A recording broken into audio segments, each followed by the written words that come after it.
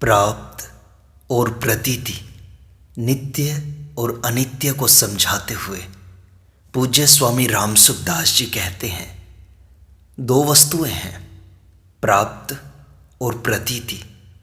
इन दोनों में फर्क है। प्राप्त तो परमात्मा है और प्रतीति संसार है। जो प्राप्त है वह तो दिखता नहीं और जो प्रतीत हो रहा है वह रहता नहीं। मैं हूं, यह जो अपनी सत्ता है, अपना होनापन है, यह प्राप्त है। कारण कि जागृत, स्वप्न, सुषुप्ति, समाधि और मूर्छा, इन अवस्थाओं में अपने सत्ता का कभी भी अभाव नहीं होता, परंतु यह सत्ता दिखाई नहीं देती। जो शरीर और संसार दिखाई दे रहे हैं उनकी केवल प्रतीति हो रही है, वास्तव में उनकी सत्ता नहीं है। जो प्राप्त है उसका कभी नाश नहीं होता, वह सबको सदा ही प्राप्त है, परंतु उसकी प्रतीति नहीं होती, अर्थात उसका ज्ञान इदमता से नहीं होता। जैसे आंख से संसार दिखाई देता है, पर आंख को किससे देखें? ऐसे ही जो सबको जानने वाला है, सबका आधार है, सबका प्रकाशक है, उसको कैसे देखें? परंतु जैसे जिससे यह संसार दिखाई देता है वही आंख है, ऐसे ही जिसकी सत्ता से यह संसार प्रतीत हो रहा है, जिसके आधार पर संसार टिका हुआ है, जिसके प्रकाश से संसार प्रकाशित हो रहा है, वही प्राप्त है, परमात्मा है। जो प्रतीत हो रहा है वह संसार कभी एक जैसा नहीं रहता, वह प्रतिक्षण बदल रहा है। यह कोई अपरिचित बात नहीं है, सब जानते हैं, सबके अनुभव की बात है। यदि संसार रहने वाला होता तो फिर वह बदलता कैसे? परंतु इस बात को जानते हुए भी हम इसे मानते नहीं, अपितु संसार को है मान लेते हैं। जिस है से यह संसार प्रकाशित हो रहा है, जिस है के आधार पर यह दिखाई दे रहा है, उसको प्राप्त करने में बड़ी कठिनता मान ली। बड़े आश्चर्य की बात है कि जो नित्य प्राप्त है उसको अप्राप्त मान लिया, और जो प्रतिक्षण बदल रहा है उसको प्राप्त मान लिया। परमात्मा की सत्ता से ही यह जड़, माया, संसार मूढ़ता के कारण सत्य की तरह दिखाई देता है। मूढ़ता के कारण यह सत्य भले ही दिखे, पर वास्तव में सत्य है नहीं। इस संसार को देखने वाली इंद्रियां, मन, बुद्धि और दिखने वाला संसार, ये दोनों एक ही जाति के हैं। शरीर, इंद्रियां, मन, बुद्धि का प्रकाशक जीवात्मा और संसार मात्र का प्रकाशक परमात्मा, ये दोनों भी एक ही जाति के हैं। जीवात्मा और परमात्मा नित्य प्राप्त हैं, क्योंकि ये नित्य रहते हैं, तथा शरीर और संसार नित्य ही अप्राप्त हैं, क्योंकि ये प्रतिक्षण बदलते हैं। जो प्रतिक्षण बदल रहा है, बह रहा है, वो टिकेगा कैसे? टिक सकता ही नहीं। अनुभव की बात है। आपका जो बचपन था, कहाँ गया अब? पहले जो परिस्थिति थी, कहाँ गई अब? यह सब का सब नहीं में ही भर्ती हो रहा है, परंतु जो नहीं में भर्ती होने वाले को जानता है, वह नहीं में भर्ती कैसे होगा? वह तो है ही। यदि वह नहीं हो तो फिर नहीं को जानेगा कौन? जो नहीं को जानने वाला है, उसकी प्राप्ति के लिए क्या करें? कुछ नहीं करें। कुछ नहीं करने का अर्थ आलस्य, अकर्मण्यता, प्रमाद नहीं है। कुछ नहीं करने का अर्थ है जो है उसमें स्थित हो जाओ। गीता ने कहा है, आत्मसंस्थम मनः कृत्वा न किंचिद अपि चिंतयेत।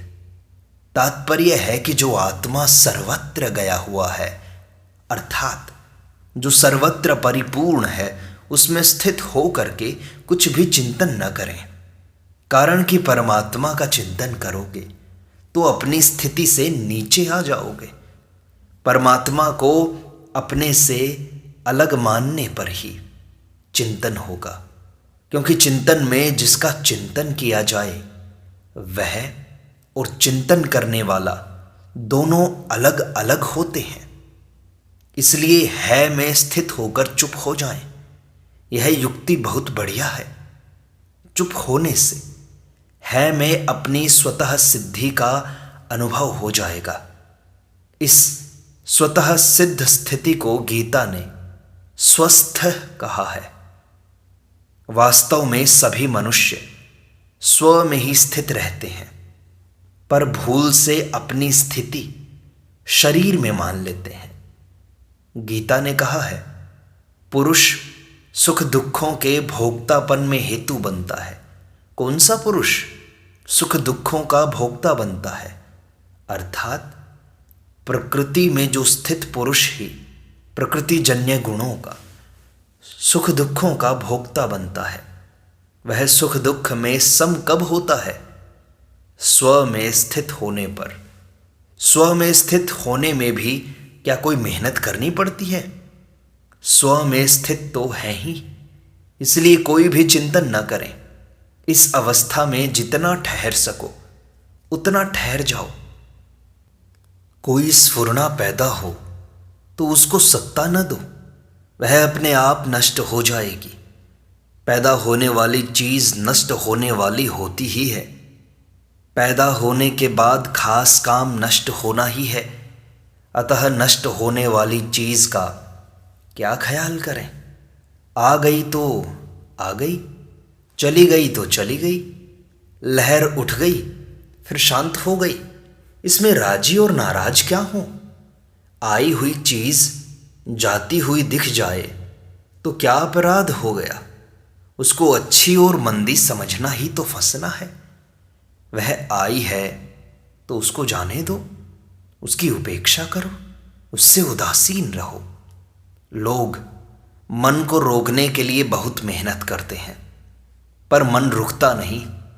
मन को रोकना नहीं है, मन को न तो रोकना है और न चलाना है। मन जैसा है वैसा ही छोड़ दो, उसकी उपेक्षा कर दो, उदासीन हो जाओ। फिर संकल्प विकल्प आपसे आप मिट ही जाएंगे। वे तो अपने आप मिट ही रहे हैं। जानबूझकर उनको मिटाने की आफत क्यों मोल लेते हो? उनको मिटाने की चेष्टा करना ही उनको सत्ता देना है। भगवान ने अपनी तरफ से कहीं ऐसा नहीं कहा कि मन को वश में करने के लिए अभ्यास करना चाहिए, अपितु पदों से उपराम होने के लिए कहा है। शनै ही उपरमेत। मन को पकड़ने के विषय में अर्जुन के पूछने पर ही भगवान ने उनको बताया कि अभ्यास और वैराग्य से यह मन पकड़ा जाता है। अर्जुन ने 2 श्लोकों में प्रश्न किया और भगवान ने 2 श्लोकों में ही उत्तर दे दिया। इतना कम, भगवान किसी प्रश्न के उत्तर में बोले ही नहीं। 2 श्लोकों में भी भगवान ने केवल आधे श्लोक में ही उत्तर दिया और आधे श्लोक में अर्जुन की बात का समर्थन किया। फिर भगवान ने बताया कि मन को पकड़ने मात्र से मुक्ति नहीं होती, मन को वश में करना चाहिए। वे कहते हैं, जिसका मन वश में नहीं है, उच्छृंखल है, अर्थात सांसारिक भोगों में जिसकी रुचि है, उसके द्वारा योग प्राप्त करना कठिन है। परंतु जिसका मन वश में है, ऐसे यत्न करने वाले साधक को योग प्राप्त हो सकता है। मन को वश में करने का अर्थ यह नहीं है कि मन को मैं पकड़ लूं, एकाग्र कर लूं। मन के वश में न होना ही मन को वश में करना है।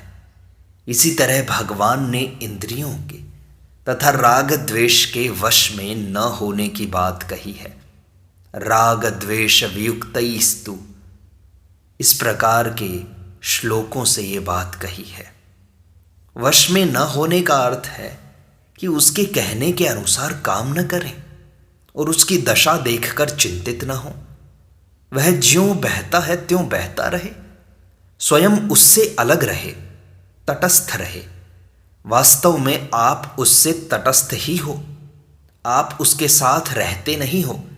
वह तो बदलता है पर आप नहीं बदलते हो, आप बिल्कुल उससे अलग हो। इस तरह उसको अपने से अलग जानना है। मन के चंचल होने से आपका क्या बिगड़ गया? आप तो ज्यों के त्यों हो और वह बह रहा है। यह भी एक तमाशा है। मन को ठीक करने में कई वर्ष लग जाते हैं पर ठीक होता नहीं। ठीक कैसे हो? वह ठीक होने वाला है ही नहीं। आप तो उल्टे उसको बल देते हो, उसको चंचल बनाते हो और कहते हो कि मन को रोकते हैं। संसार को याद करते हो और कहते हो कि भगवान का पूरा भजन ध्यान करते हैं। एकांत में घंटा भर बैठे तो उसमें कितनी देर भगवान याद आए। भगवान को तो याद करना पड़ता है पर संसार अपने आप याद आता है। इस विषय में एक बात बड़ी शांति से समझने की है कि जो आपसे अपने आप ही याद होता है उसकी आप पर जिम्मेवारी नहीं होती। अतः जो आपसे आप याद आता है उसमें मुफ्त में ही क्यों उलझते हो? स्फुरना आपसे आप उत्पन्न होती है और अपने आप शांत हो जाती है। आप क्यों आफत में पड़ते हो? मनुष्य की जिम्मेवारी करने पर होती है, जिसको आप करते ही नहीं। अपितु जो अपने आप होता है उसकी जिम्मेदारी आप पर नहीं है। आप जवान से बूढ़े हो गए तो क्या आप पर इसकी जिम्मेवारी है कि आप बूढ़े क्यों हो गए? आपने गलती क्यों की? ऐसे ही आप संसार को याद नहीं करते पर संसार अपने आप याद आता है तो इसकी जिम्मेदारी आप पर नहीं है। इसलिए आप अपनी तरफ से कुछ भी चिंतन न करें। न किंचिद अपि चिंतयेत। चिंतन आ जाए तो वह जैसे आया है वैसे ही चला जाएगा। आप उसमें कुछ दखल न करें। यह बहुत ही बढ़िया युक्ति है। आपके विश्वास के लिए कहता हूँ कि हमारे को तो यह युक्ति बहुत वर्षों के बाद मिली है। आप तो इस युक्ति को अभी ही काम में ले लो। मन की उपेक्षा कर दो। बस आप ठीक ठिकाने पर आ गए। मन के साथ मिलकर उसको एकाग्र करने की चेष्टा करना इतना बढ़िया उपाय नहीं है। कारण कि ऐसा करने से उसको सत्ता मिलेगी, उसको महत्व मिलेगा जो है ही नहीं। उसको मिटाने की चेष्टा करने का अर्थ है उसको सत्ता देना। चिंतन या तो भूतकाल का होता है या भविष्यत काल का, वर्तमान का चिंतन नहीं होता। अतः जो वर्तमान में है ही नहीं उसको है मान लिया, यही तो गलती की है। उसको है मानकर फिर उसको मिटाते हो तो यह मिटाना नहीं हुआ, अपितु उसको दृढ़ करना हुआ। जो घटना बीत गई वह अब है ही नहीं और जो घटना भविष्यत में हो सकती है वह भी अब नहीं है। जो अभी है ही नहीं उसको तो पकड़ते हो, उससे युद्ध करते हो, पर जो परमात्मा अभी है उसकी तरफ देखते तक नहीं। वर्तमान में जो केवल परमात्मा ही है उसको तो मानते ही नहीं और जो वास्तव में है ही नहीं उसको मान लिया। वास्तव में वर्तमान काल की सत्ता ही नहीं है। भूत और भविष्य की संधि को ही वर्तमान कह देते हैं।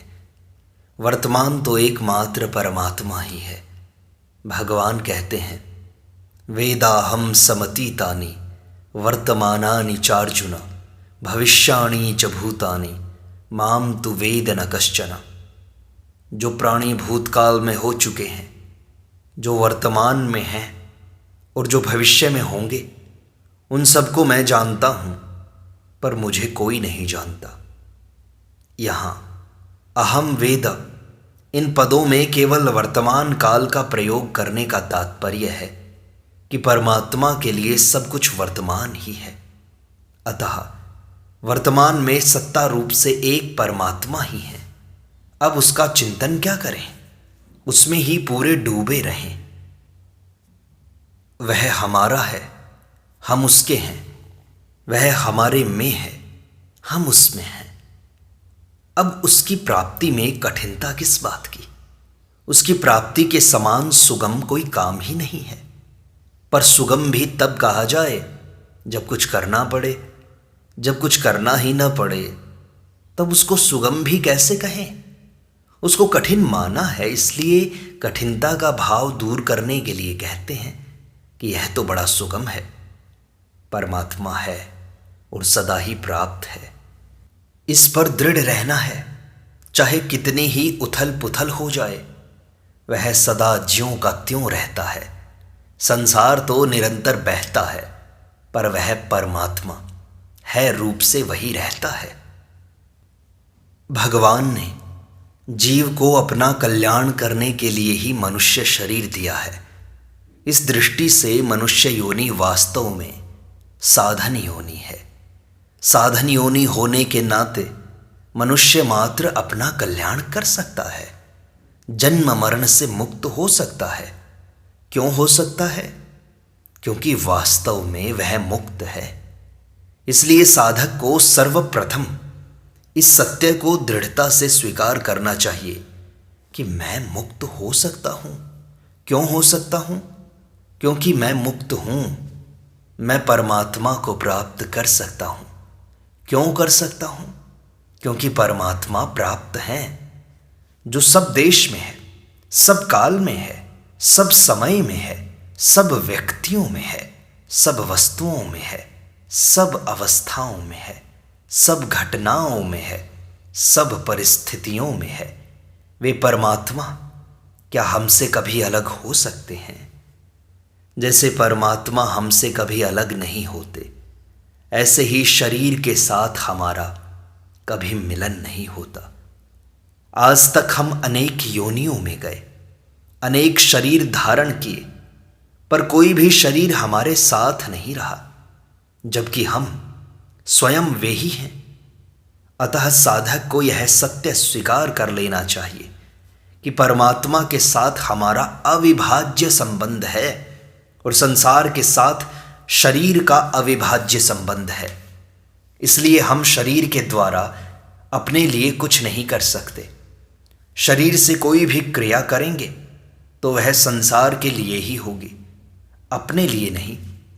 क्रिया मात्र का संबंध संसार के साथ है।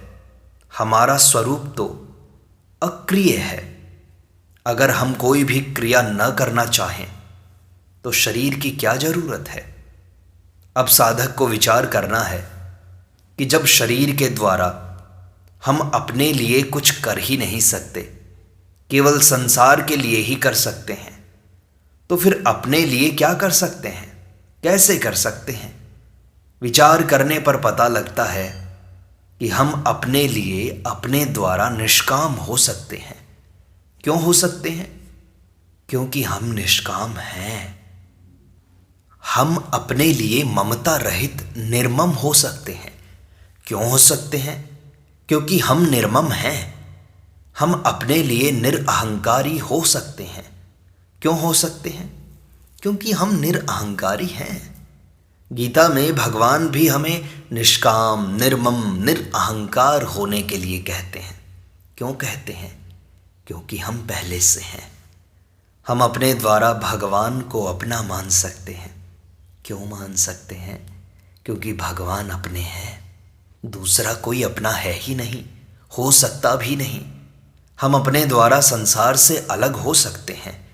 क्यों हो सकते हैं? क्योंकि हम संसार से अलग हैं। असंगो ही अयम पुरुषः।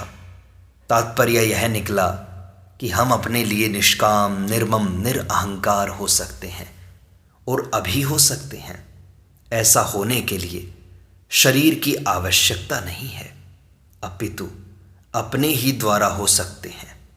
परिश्रम और पराश्रय का त्याग करके हम अपने ही द्वारा विश्राम और भगवद आश्रय पा सकते हैं।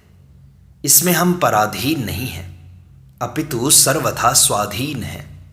शरीर के साथ हमारा संबंध कभी था ही नहीं, है नहीं, होगा नहीं, हो सकता ही नहीं। अतः शरीर के द्वारा हम भोजन तो कर सकते हैं, पर भजन नहीं कर सकते। सेवा भी हम शरीर के द्वारा नहीं कर सकते, अपितु शरीर से अलग होकर कर सकते हैं। कैसे कर सकते हैं? अपने द्वारा बुराई रहित होकर कर सकते हैं। क्यों कर सकते हैं? क्योंकि हम बुराई रहित हैं। भजन भी हम अपने ही द्वारा कर सकते हैं। कैसे कर सकते हैं? भगवान में प्रेम करके कर सकते हैं। क्यों कर सकते हैं?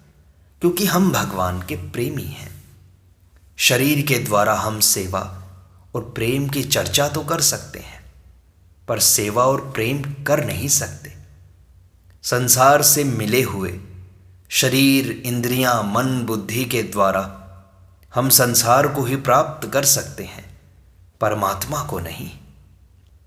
परमात्मा को न शरीर के द्वारा पकड़ा जा सकता है, न मन के द्वारा पकड़ा जा सकता है, न इंद्रियों के द्वारा पकड़ा जा सकता है, और न ही बुद्धि के द्वारा पकड़ा जा सकता है। यदि इनके द्वारा परमात्मा पकड़ा जा सकता, तो फिर मशीन के द्वारा भी परमात्मा पकड़ा जा सकता। इसलिए यदि साधक परमात्मा को प्राप्त करना चाहता है, तो उसको शरीर, इंद्रियां, मन, बुद्धि के आश्रय का त्याग करना पड़ेगा, क्रिया के आश्रय का त्याग करना पड़ेगा। परमात्मा इन शरीर आदि जड़ वस्तुओं के द्वारा नहीं प्राप्त होता, अपितु इनके त्याग से प्राप्त होता है। इससे यह सिद्ध हुआ कि परमात्मा को पाने के लिए, उनका प्रेमी बनने के लिए हमें न तो शरीर की आवश्यकता है, न इंद्रियों की आवश्यकता है, न मन की आवश्यकता है, और न बुद्धि की ही आवश्यकता है। शरीर के द्वारा मिलने वाली वस्तु सबको नहीं मिल सकती, पर अपने द्वारा मिलने वाली वस्तु सभी को मिल सकती है। जो किसी को मिले, किसी को ना मिले, उसका नाम परमात्मा नहीं है। परमात्मा तो वह है जो सभी को मिल सकता है। क्यों मिल सकता है? क्योंकि वह मिला हुआ ही है। जब परमात्मा के सिवाय अन्य कुछ है ही नहीं, तो फिर परमात्मा अप्राप्त कैसे? भगवान तो नित्य प्राप्त है। ये संसार ही प्रतिक्षण बदल रहा है, माया ही प्रतिक्षण बदल रही है। इसलिए इनका भेद समझें और अपने आप को मुक्त कर लें। इस प्रकार सत्संग का यह भाग यहीं संपूर्णता को प्राप्त होता है। शेष अगले अंक में।